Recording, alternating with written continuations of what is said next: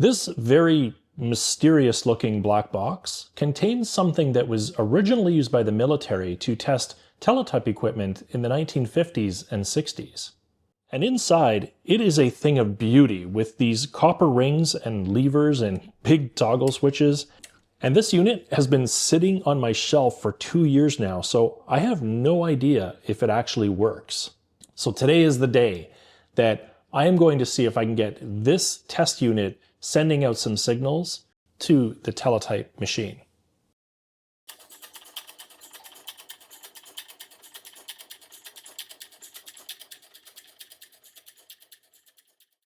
In the 1950s, there were literally tens of thousands of Teletype machines in use. And since all of these Teletype units were electromechanical in nature, the internal parts like springs or cams can wear over time, leading to data being sent or received incorrectly. And that's where this box comes into play, which is a TS658UG, otherwise known as a Teletypewriter Test Set. And basically, this unit allows you to enter a 5-bit Baudot character code using these toggle switches, and then it will send that repeatedly as serial data through the output jack here to a Teletype machine. But it's how this thing is sending serial data that I find most incredible, because this box contains no tubes or transistors. It is actually generating the serial signal using a motor that drives these brushes over these copper rings. This unit likely sat in storage for decades before I got my hands on it, so I'm going to do a quick inspection before putting any volts through it. From the back, we have a good view of the motor assembly, which drives this gear on the distributor shaft. And then to the left of this chunky fuse, we have this 1.5 microfarad run capacitor, and like many caps from this era, this one is leaking, so I'm going to replace it with this much smaller, modern equivalent. Now, many capacitors from this era contained PCBs, or polychlorinated biphenyls, which are highly toxic, so I'm going to don some protection and try not to spread the leaking juice around too much as I remove the capacitor. And yeah, from this angle, we can see that this thing has definitely sprung a leak. And rather than desolder it, I'll just cut it loose and then store it for a later trip to the local hazardous waste depot. I then cleaned up any of the remaining fluids using a solvent-based degreaser, which also included some that had leaked down into the case itself. Next, it was on to connecting the old leads to the new motor run capacitor, and before testing it, I'm going to first remove the distributor shaft gear, which will allow the motor to run freely.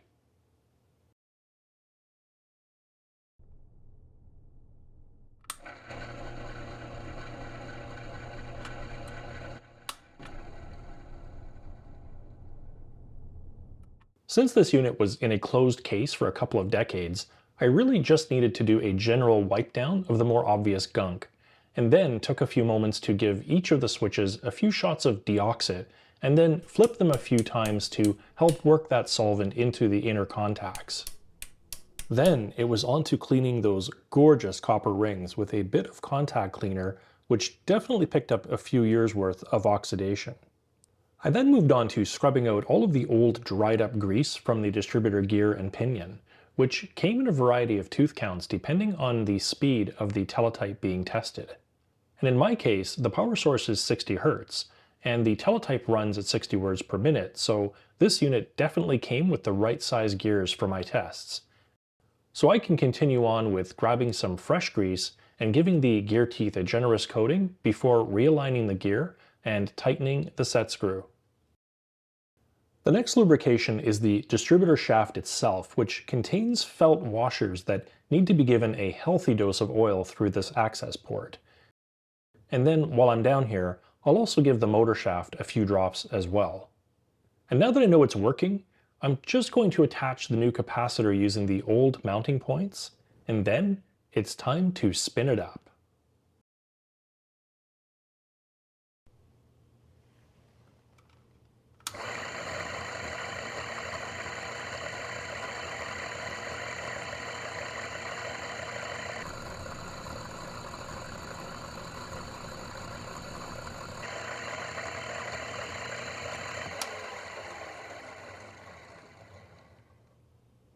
Now that it spins, let's take a closer look at how this unit generates a serial data stream. When the motor is turned on, the shaft rotates this set of brushes that creates a circuit between the rings. And when we look closer, we can see that each ring is divided into multiple segments. And I think the best way to describe this is to start with this schematic.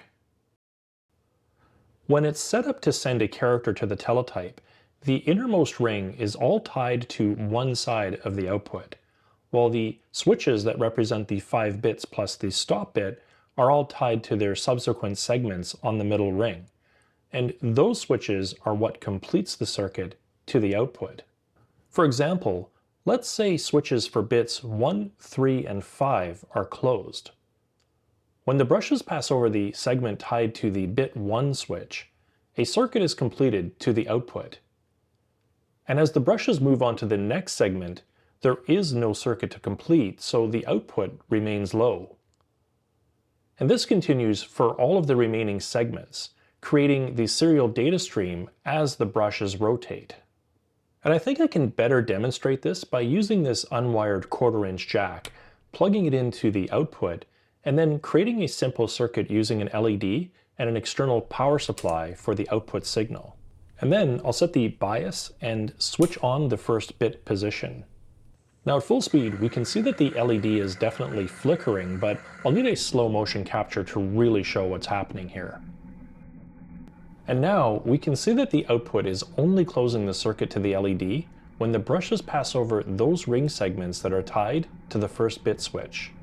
If I switch on bit 4, we can see that the LED flashes as the brushes pass the first and the fourth segments on the inner rings. But what about this outer ring, and what is it used for? Well, going back to the schematic, we can see that the outer ring segments are slightly offset from those on the middle ring.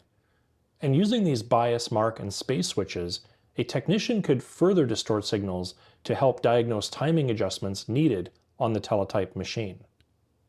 And just for fun and maybe a bit more clarity, I'll hook up the oscilloscope so that we can see the data stream in action. When I turn on the unit and the bias switch is centered, no signals are transmitted.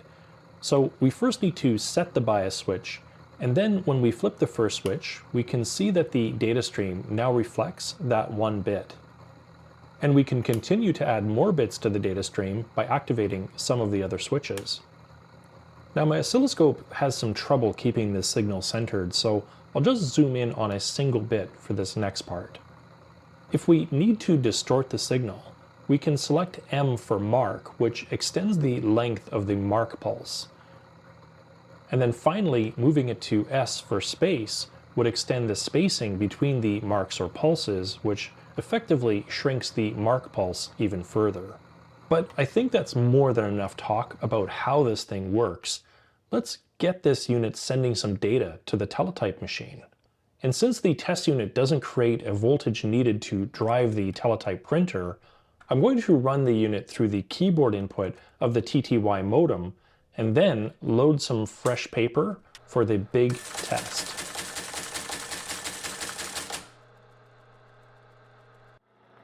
All right, I have the teletype turned on, and these characters are just from when I first plug everything in. It tends to just throw some random characters out there, but I think that's fine. And then over here, I have the unit hooked in, so I'm just going to turn this on. And I'm going to start with putting the stop bit up, because that's kind of important when we're shipping our Baudot code over to the teletype. And I'm going to start with 11000, which should equate to the letter A being printed on the machine. And that is not the letter A. Let's try it again. Oh, there we go. Okay, so yeah, I think what I'm seeing here is probably some contact issues within these switches. They're pretty complex switches down underneath here, and I don't think the contact cleaner got in all the way, so I tend to have to kind of jam on it a bit to get it to go. And I'll go ahead and put the letter B in and try that again. Oh, there we go. So that one worked great. And let's move on to the letter C. Hey, this is awesome. This is actually working out really well. I think it's throwing out this random characters as I stop it. That kind of makes sense because if I'm flipping this switch, it's stopping the transmission maybe halfway through one of the characters, and it will just throw out whatever character ended up coming through. So I'm going to do one more, which is the letter D. And I'll do that again with the bias. Yeah, see, now we're not seeing the letter D. Oh, there we go. Now another thing I want to check out that this unit should do is reversals. And that is sending a repeating RY pattern, which is a pretty common practice for testing teletype machines. It really puts it through its paces. So I'm going to go ahead and, first of all, I'm going to advance. I'll give us a paired return line feed. There we go. Start off with a fresh line. I'm going to switch this to reversals, and then we set all of the bits to high, and we will try to see if we get the RY pattern. Okay, we get the Y pattern. That's great. We're halfway there. If I do end distortion, nope, nothing changes. If I try to distort the mark, or nope, that ain't happening. So that's definitely something I'll need to look into and see if there's a way to either, again, do that through cleaning the contacts on these, which may or may not be the issue, or it could be something within the teletype itself. And, you know, maybe this thing's actually doing its job and actually figuring out that we need to change something or make some adjustments in the teletype machine. This thing is 70 plus years old, and with a little bit of lubrication and cleanup, it ended up churning out some decent serial data, all using a motor and copper rings and some wiring. And I think that some good next steps for it would be to just do some further pull down and cleanup, and then figure out this repeating RY pattern that should be happening. I did hook this up to the oscilloscope and figured out that this thing is actually sending out the right signal. So I really do think it's something to do with the teletype, or maybe the use of the TTY modem as a loopback. And I know that there's many of you out there who know a lot more about these machines than I do, so please reach out in the comments, get a dialogue going, and let's see if we can restore this to its former glory. And in the outro of this video, I'm going to end off again with a thank you message via Teletype for all of your amazing support on the channel thus far. Thank you so much, and I'll see you next time.